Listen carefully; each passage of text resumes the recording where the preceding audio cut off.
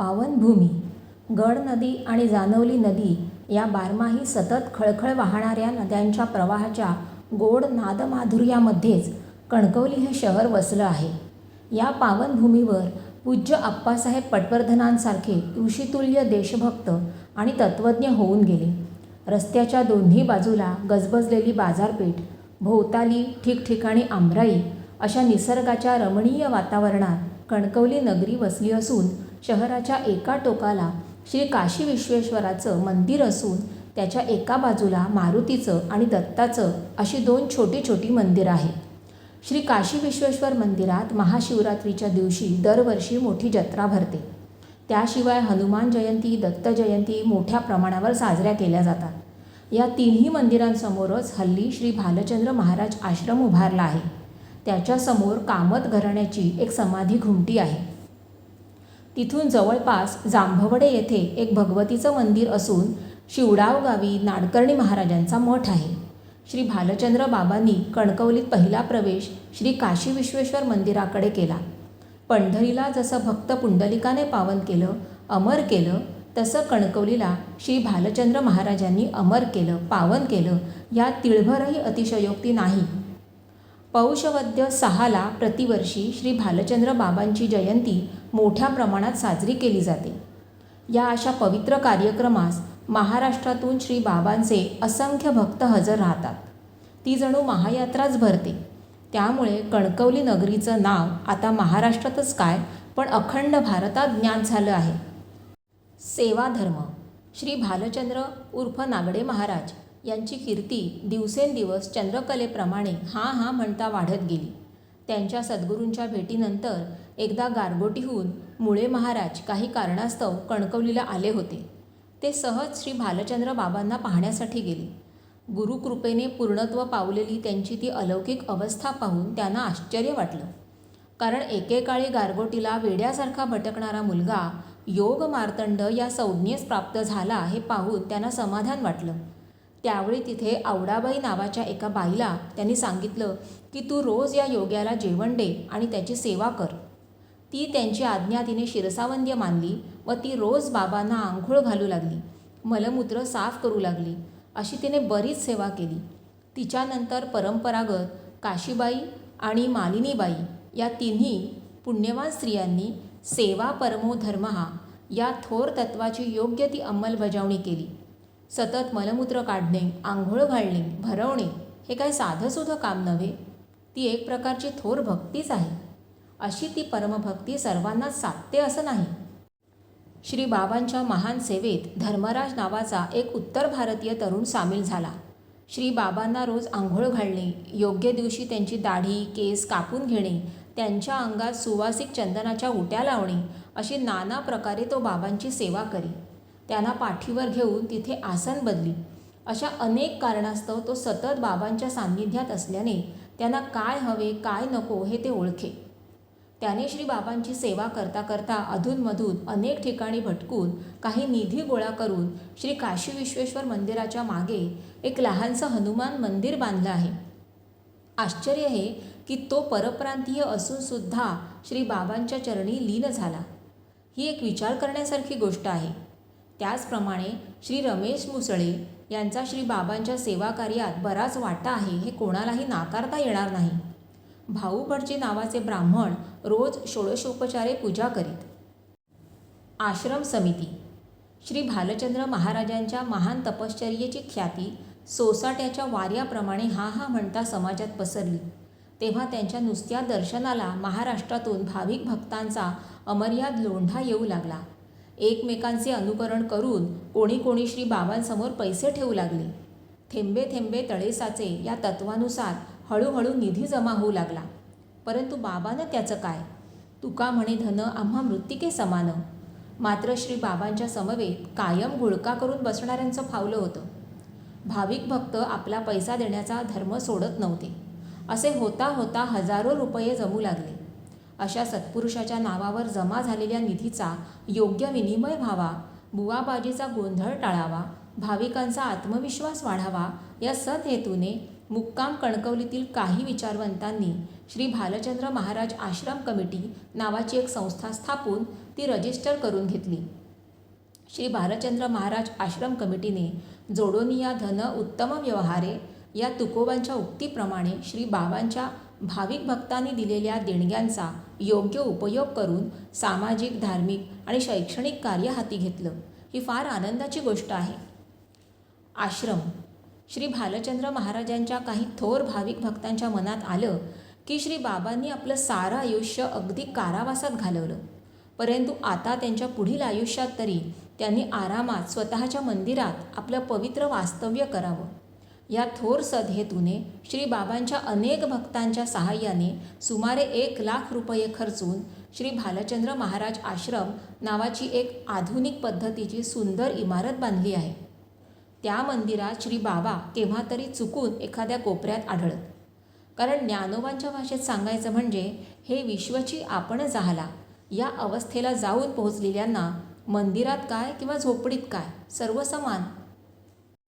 श्री छत्रपती शिवाजी महाराजांनी संत तुकोबांना काय थोडं जडजवाहीर पाठवलं होतं, परंतु त्यांनी ते साभार परत केलं आणि आपण आयुष्यभर फुटक्या विण्यावर भजन करत राहिले.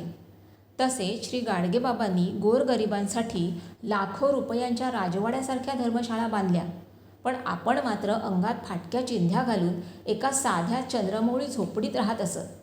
संत हे असेच त्यागी असतात. श्री भालचंद्र महाराज त्या लाख रुपयांच्या आश्रमापेक्षा समाधीच्या पडवीत जास्त रंगत व नामस्मरणात दंग होत. संत संग देई सदा. श्री भालचंद्र महाराजांचे भाविक भक्त अनेक आहे, परंतु काया वाचा मने त्यांची निस्सीम सेवा करणारे, त्यांच्या चरणी लीन होणारे हे काही मोजकेच भक्त आहेत, सेवक आहेत. त्यात मुंबईतील समर्थ औषधालयाचे मालक हरिभक्त परायण श्रीधर यशवंत रेवंडकर व त्यांच्या पत्नी सौ सूरजप्रभा या होत.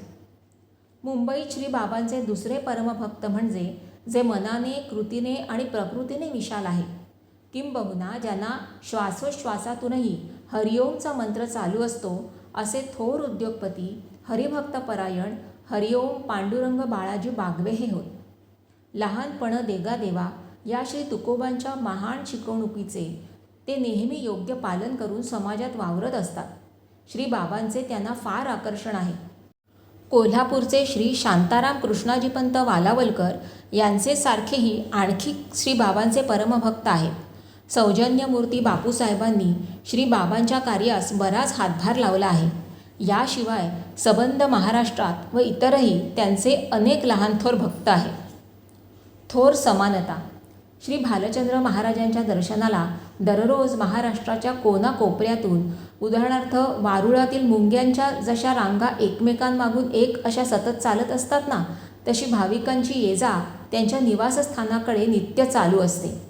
त्यात कोणी मंत्री, कोणी शिक्षक, कोणी व्यथेने पीडित झालेला असे, दीनदुबळा असे, कोणाला पैसा तर कोणाला पदवी हवी असे, ऐश्वर्य हवे असे, कोणाला नोकरी हवी असे तर कोणाची व्याधी दूर करायची असे अनेक भक्तांचे अनेक हेतू असत. श्री भालचंद्र बाबा हे जणू सूर्य होते.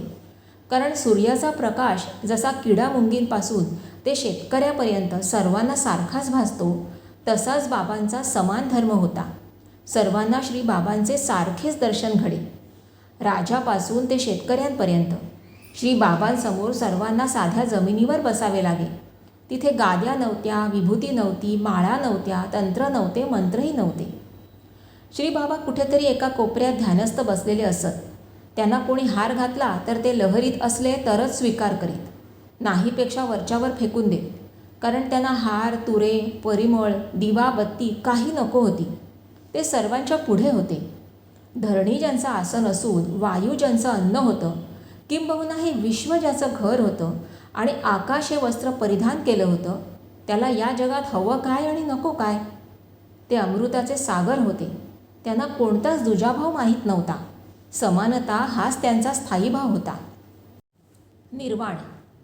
हे सकल ब्रह्मांड ज्याने आपलं घर मानलं होतं, अशा थोर अवस्थेला पोहोचलेल्या, पृथ्वीच्या आसनावर आरूढ होऊन, वायू भक्षून आणि दशदिशांचे वस्त्र परिधान करून कणकवलीच्या परिसरात सुमारे 4 तपे चिरमौन पाळून साऱ्या मानवजातीला दिव्य प्रकाश देणाऱ्या या धगधगत्या मार्तंडाचा सूर्याचा अस्तसुद्धा अलौकिकच झाला.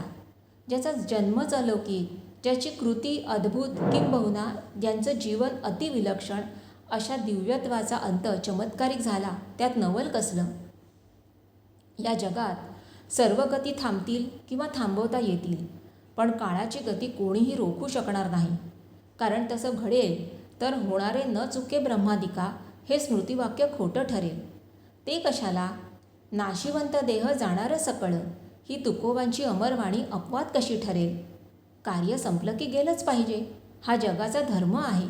मग ते प्रभू रामचंद्र असोत अथवा गोपालकृष्ण असोत, ज्ञानदेव एकनाथ असोत किंवा तुकाराम रामदास असोत, वा गाडगे बाबा भालचंद्र बाबा असोत, काळ काही थांबणारच नाही.